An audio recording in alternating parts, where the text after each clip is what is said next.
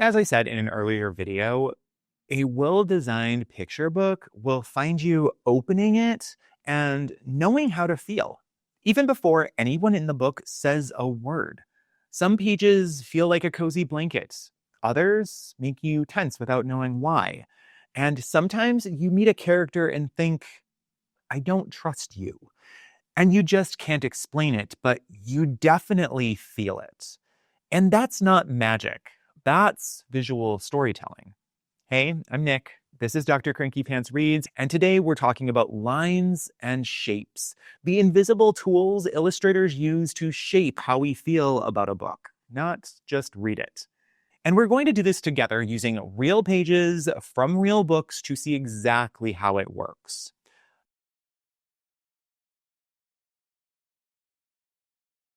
So let's start with a line. Lines are going to control mood and movement. Now, that might sound abstract, but stick with me because you're not going to need an art degree for this. You're just going to need your eyeballs and a little curiosity.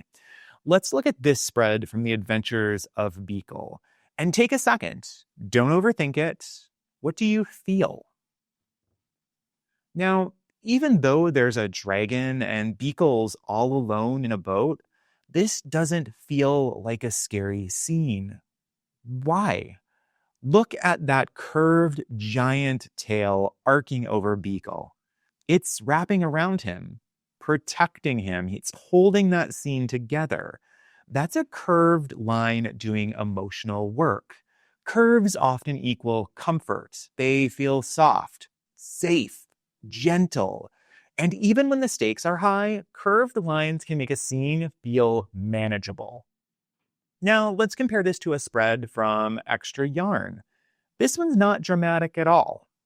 Just Annabelle and her animals sitting on a branch, but the whole thing feels calm, chill, peaceful, like everyone's had snacks and a nap. Why? Because that thick, straight, horizontal line of the branch grounds everything. Horizontal lines create balance and rest. They say, everything is fine. We're not in a hurry. Take a breath. Notice how your eye doesn't rush through this image. It kind of settles. That's the line doing its job. But let's flip that feeling. Here's a spread from Roller Coaster by Marla Frazee. You don't even need to read the word whoosh to feel what's happening here. That big diagonal line, the red track rushing down across the page, pulls your eye with it fast. And that's because diagonal lines equal energy. They create momentum and drama.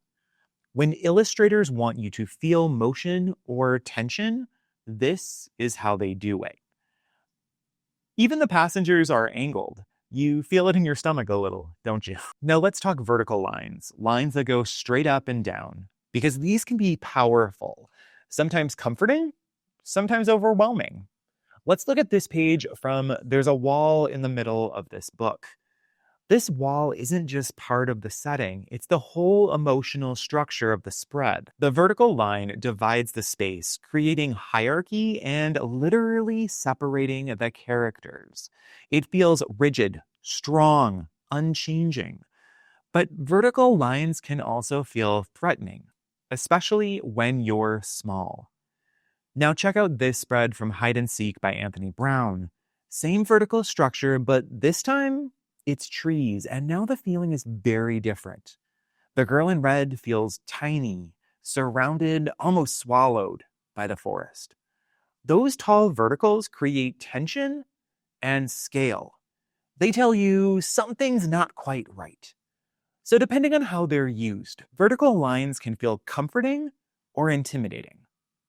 Now, as you're exploring children's picture books, here's what I want you to do next time you open one.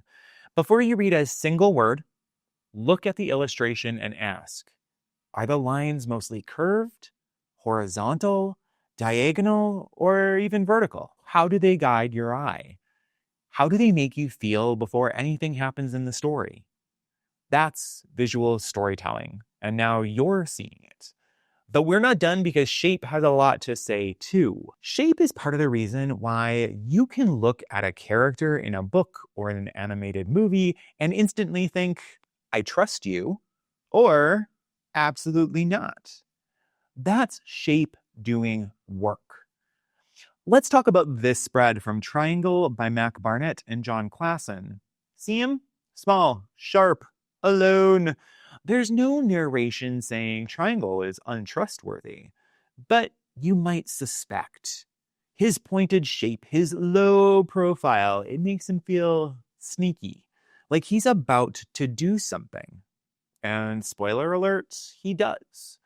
Triangles are sharp, tricky, unstable. Illustrators use them when they want us a little on the edge.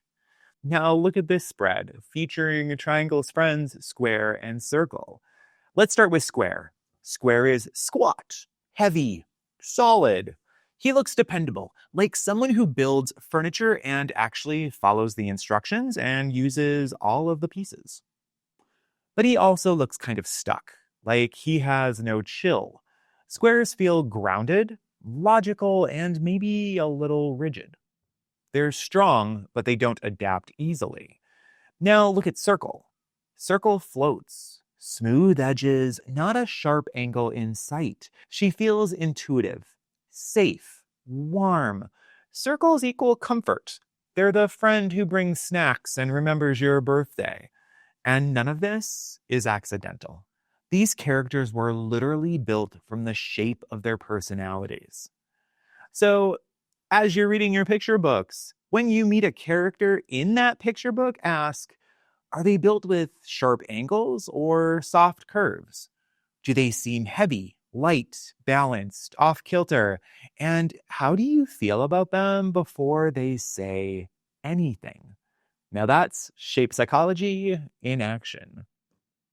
So you're now officially seeing picture books with new eyes. We've talked about how lines control movement and mood, and how shapes tell us who to trust, fear, or feel safe with, all before a single word appears. Next up, the heavy hitter, color and value, which is really the emotional heart of picture books. Or as I like to call it, why some books feel like hot cocoa and others feel like they're about to emotionally gut you. See you in the next one.